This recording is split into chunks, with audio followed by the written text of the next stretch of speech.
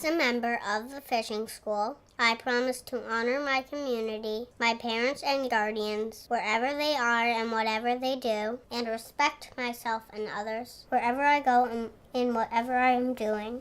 When I opened up the doors of the fishing school, my desire was to have a place where children could come and just be.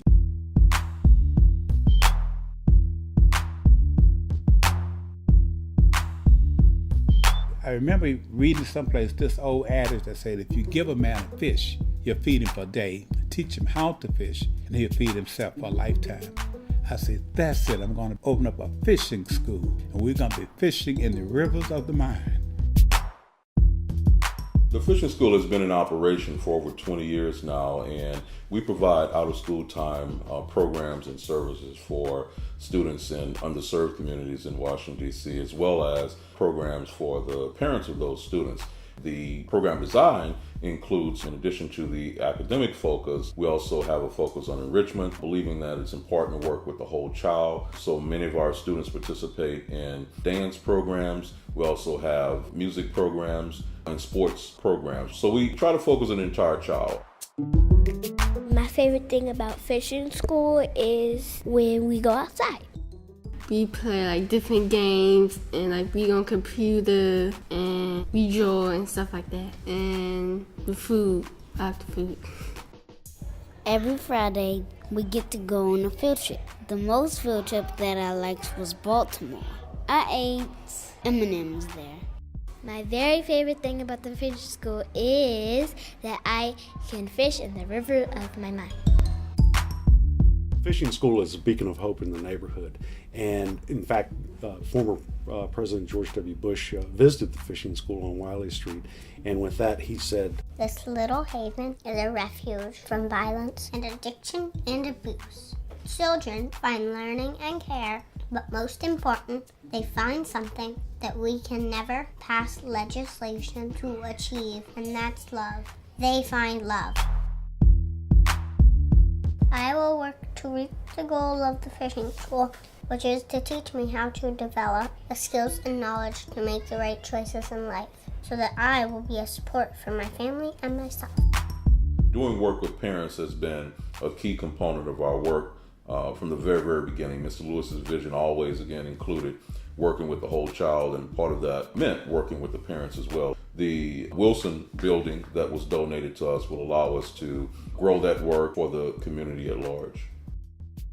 You can't help other people without being helped yourself. I liken it to a ray of sunshine. You can't shine a light on somebody else without being warmed by some of the rays of yourself, you see. You cannot give without receiving, and you can't give unless you have received. We can't do our work at the fishing school with just hired staff. It takes, as they say, the village. And the parents themselves are a great part of that village. The fishing school over the years, we've worked with over 3,000 students, providing them services during the after-school hours as well as during the summer. And we've had a huge impact on those students, and it's only been possible because of the great staff that we've been able to hire. In addition, the donors over the years have made a huge difference. We don't charge for our services, we never have and don't intend to start. And we're only able to do that because of some very committed, loyal, supportive donors. Money is a great way to support the children, to help them continue growing. But then also time. These children need mentors. If people don't have the money, surely they've got an hour a week that they could devote. And we're looking for consistent volunteerism. They really want someone that's going to be part of their life and that they can count on to be there to help them. And that's where volunteerism is a great thing. And the children benefit, but also the volunteer actually benefits extremely because they do get to experience the children. They learn from them. If you don't see me in the streets or hanging on the corners using foul language, it's because I've gone fishing in the rivers of my mind. One of the things that the fishing school provides is something that's needed. The learning process is all day long. So if they're not learning in an environment that is structured with some objective of them improving their skills, then they're going to be learning something else. In the community research, students face some very challenging socioeconomic situations, including the fact that according to a recent article, 40% of school-aged children in Ward 7 have either had a family member shot or have been shot themselves. There's research that tells us that those students who are not involved in after-school programs are nearly 40% more likely to become teen parents. 87% of our elementary school students improved their classroom participation. 85% of students increased their self-esteem. 79% of our students improved their conflict and anger management skills. Our children have all improved with their scholastic achievements, so I think that's a great success and a reason to be involved because we do see the positive results. Out-of-school time providers such as the fishing school provide a very serious need for the children after school.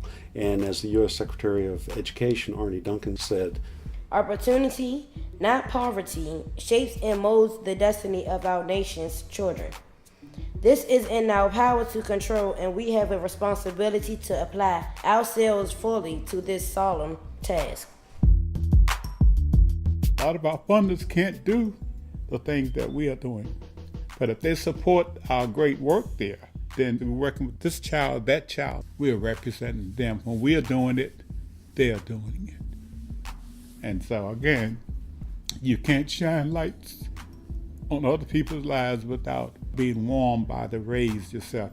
So if you funders are listening to me today, open up your wallets. No, open up your checkbooks. Your wallets will hold up the money we need. When I grow up, I want to be a veterinarian. When I grow up, I want to be a fashion designer. When I grow up, I want to be a chef. When I grow up, I want to be a doctor.